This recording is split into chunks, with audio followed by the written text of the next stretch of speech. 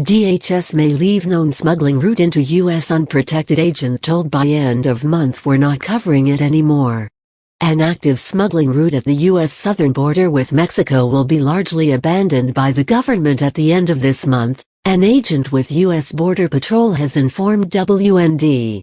The so-called S2 route runs along a two-lane county road through a remote area. More than 900 illegal immigrants have been apprehended on the route over the past year, said the agent, who works out of the USP's El Centro sector, but asked not to be identified.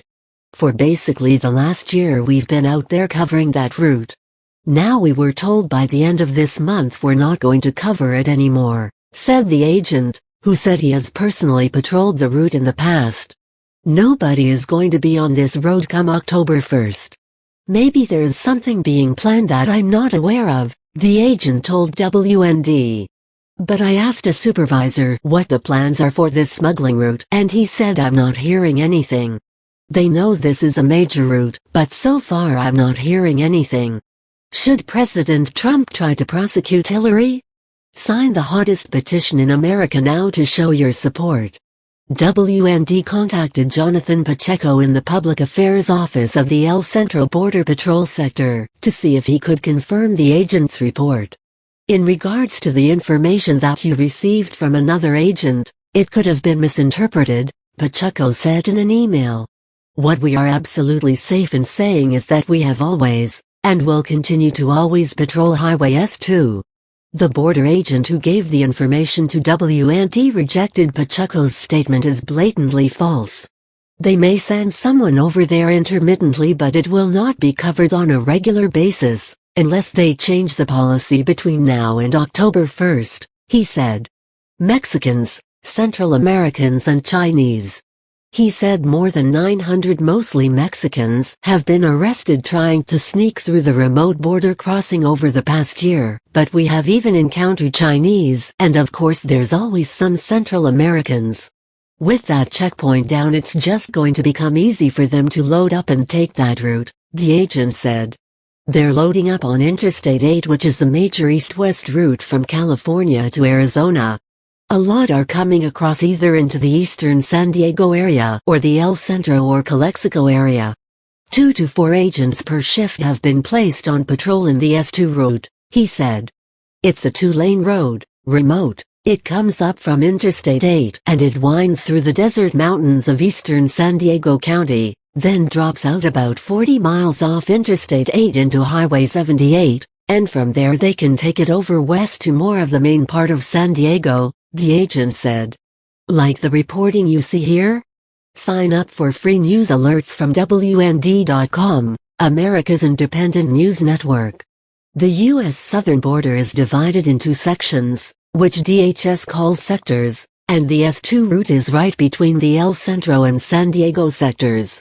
Within these sectors are various border patrol stations. The Temecula station is officially responsible for the S2 route. Temecula is the same station from which the government tried to transfer busloads of Guatemalans in the summer of 2014 only to meet citizen protesters in nearby Murrieta, California. The protesters physically blocked the buses from entering their community. As recently as July, a human smuggler driving an SUV crashed along a remote area of S2 while carrying several illegal aliens into the country, the Los Angeles Times reported. One of the aliens was killed when the SUV rolled over, and another seriously injured by the smuggler, who was driving, left the scene of the accident on foot, only to be later found by border agents. Nothing would surprise me. Quote. Image. http://www.wnd.com/files/2015/07/jessica-von-cis.jpg. Jessica Vaughn, Director of Policy Studies for the Center for Immigration Studies. Jessica Vaughn, Director of Policy Studies for the Center for Immigration Studies. Jessica Vaughn, Director of Policy Studies for the Washington-based Center for Immigration Studies, said she had not heard about the route being abandoned, but nothing would surprise me in this administration. That is concerning. I can't think of any reason why you would stop trying to apprehend people on a known smuggling route, In an operational plan that's been successful like that, Von told WND. If there is intelligence on it, then what would be the alternative to cover this?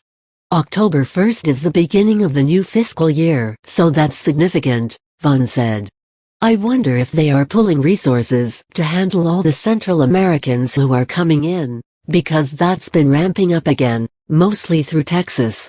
She said word will spread fast if the S2 route is being largely ignored by the Border Patrol.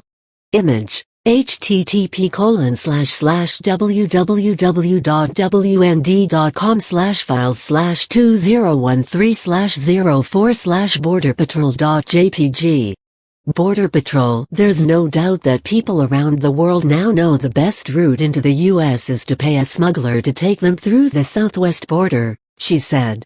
We are definitely starting to see more and more people coming from countries all over the world, not just Mexico and Central America. That's because of the catch and release policy.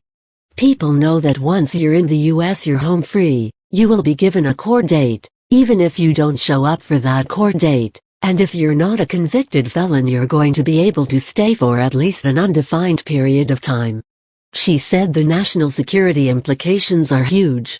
When we leave routes like that open, it presents more of a concern for terrorists or others from a criminal organization, Von said.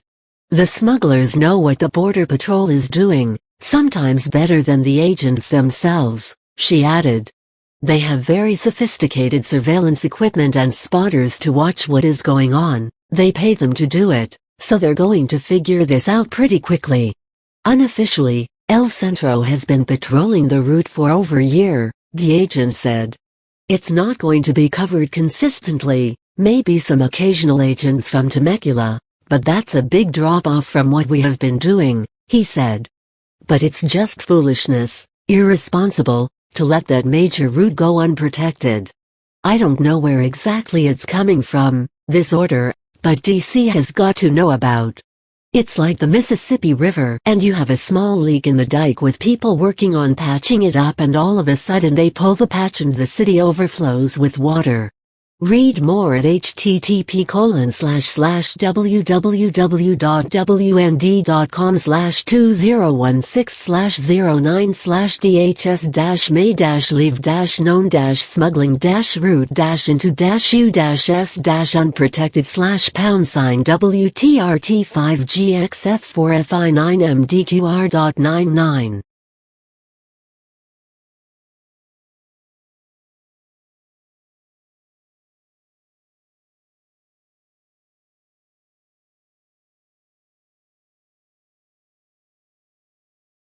1,500 per day. Border Patrol opens temp facility to accommodate border surge. Immigration officials at the U.S.-Mexico border have been forced to open a new temporary facility in Texas to accommodate a recent surge of illegal alien border crossers, a wave of nearly 1,500 people per day that once again threatened to overwhelm Border Patrol and create a housing crisis for thousands of alien families and children. In October alone, Customs and Border Protection apprehended 46,197 illegal aliens crossing into the United States unlawfully via the southwest U.S. border, including 13,124 members of family units and another 6,754 unaccompanied children. In fact, the number of family unit members apprehended in the first month of FY 2017 is already 118% higher than those who were caught in October of last year. Averaged out, Border Patrol caught about 1,490 illegal aliens per day in October. Immigration officials said they're currently housing about 41,000 illegal aliens in detention centers that typically accommodate between 31,000 and 34,000 people. To try and keep pace, border officials said the new facility will hold up to 500 additional people who illegally cross over the El Paso sector of the border. CBP officials stated. The temporary facility, at the CBP Tornillo Guadalupe port of entry in Tornillo, Texas, 40 miles east of El Paso, can hold up to 500 people and will be in place for 30 days, pending any changes in the volume of people arriving at the ports or crossing the border between the ports and the El Paso area until they are transferred to Immigration and Customs Enforcement (ICE). The temporary facility will offer overflow processing support to CBP's ports of entry and Border Patrol stations in the El Paso area. CBP will process the unaccompanied alien children and family units, and once processing is complete, CBP will transfer them over to ICE Enforcement and Removal Operations (ERO). Due to ICE-ERO constraints, some individuals may be required to stay in CBP processing for up to 72 hours. About 150 border agents from California, Arizona and other areas have already been temporarily reassigned to the Rio Grande sector of the border to deal with the surge.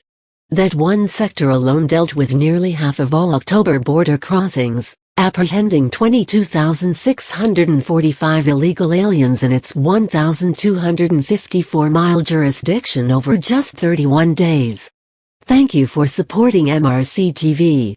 As a tax-deductible, charitable organization, we rely on the support of our readers to keep us running. Keep MRC TV going with your gift here.